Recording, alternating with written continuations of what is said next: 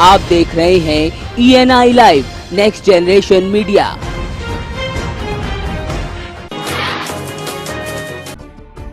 मोदी सरकार द्वारा लिया गया बड़े नोटों को बंद करने का फैसला आम जनमानस के लिए मुसीबत का सबब बन गया है। रेलवे स्टेशन पर आने वाले यात्री मोदी सरकार को जमकर बुरा भला कह रहे हैं। वहीं फैसले से पैदा हुए हालातों और लोगों की मजबूरी का जमकर फायदा भी उठाया जा रहा है। आलम यह है कि लोग 500 के बदले 400 रुपए लेने को मजबूर हैं। उधर COGRP ने बताया कि जो लोग स्टेशन पर लोगों की मजबूरी का फायदा उठा रहे हैं उनके खिलाफ कार्रवाई की जाएगी।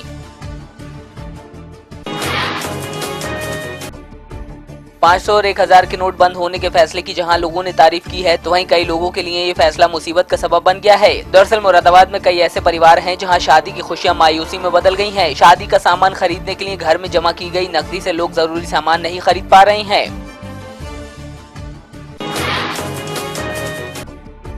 प्रतापगढ़ में भी मोदी सरकार द्वारा लिए गए फैसले से अफरा तफरी मची हुई है। दुकानदारों की मजबूरी का आलम यह है कि प्रतापगढ़ में बड़ी दुकानों पर बिक्री ही नहीं की गई। दुकानदारों की माने तो मोदी सरकार का फैसला सही है, लेकिन सहालक के मौके पर भारी दिक्कतें पेश आएंगी।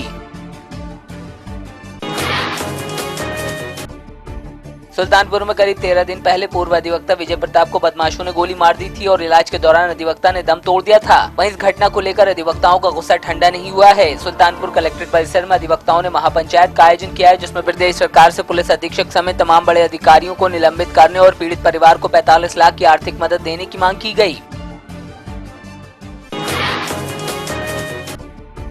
शामली के कांदा में दहेज में बाइक और 2.5 लाख रुपए नहीं देने पर ससुराल वालों ने विवाहिता को मारपीट कर घर से निकाल दिया। पीड़िता का आरोप है कि दहेज को लेकर पति समेत अन्य ससुराल वाले उसको शारीरिक और मानसिक प्रताड़ना देते थे। फिलहाल पीड़िता की ओर से पूरे मामले की तहरीर थाने में दी गई है। रामपुर में जिला पंचायत के पूर्व अध्यक्ष अब्दुल सलाम ने कार्यकर्ता सम्मेलन का आयोजन किया, जिसमें भारी संख्या में लोग जमा हुए। वहीं अब्दुल सलाम को चमरवा से चुनाव लड़ने के लिए कहा गया, जिस पर सभी लोगों ने अपनी सहमति जाहिर की।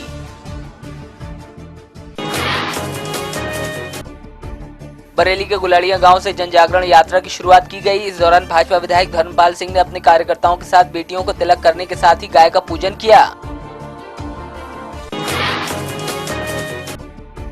बलिया के रसड़ा में कृषि मंडी परिषद समिति कार्यालय पर 27 कृषकों को खलियान में लगी आग और कृषक दुर्घटना सहायता के रूप में चेक बांटे गए। इस दौरान समिति के प्रदेश चेयरमैन और राज्य मंत्री सनातन पांडे विशेष रूप से मौजूद रहे। वहीं सभा की योजनाओं का भी बखान किया गया।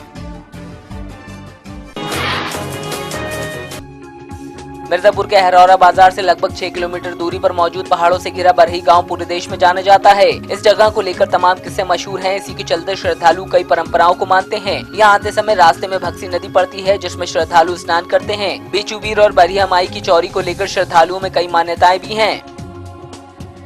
10-5 लोगों से 1500 लोगों का बढ़ना शुरू हुआ और उनसे ज्यादा होते गए लोग। आने वाले भक्तगण लगभग 5-6 लाख भक्त आते। लाइट की पूरा व्यवस्था तो हो नहीं पाई है। जंगल क्षेत्र रहने के कारण अभी तक सरकार यहाँ का कोई व्यवस्था ध्यान नहीं दिया।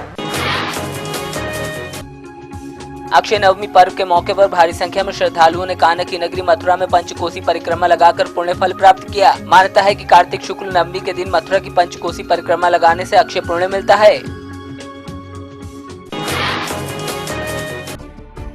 बड़े नोटों को बंद किए जाने के फैसले का असर मोगा के बाजार में साफ देखने को मिला। आम दिनों के मुकाबले बाजार में ग्राहकों की मौजूदगी बेहद कम थी। दुकानदारों की माने तो ग्राहक मार्केट में डर के मारे आ ही नहीं रहे। जो लोग 1000 या 500 का नोट लेकर आए भी हैं, तो उन्हें इस बात का डर है कि नोट चलेगा भी या नहीं, क्योंकि बाजार में वापस करने के लिए छोटी करेंसी भी नहीं है।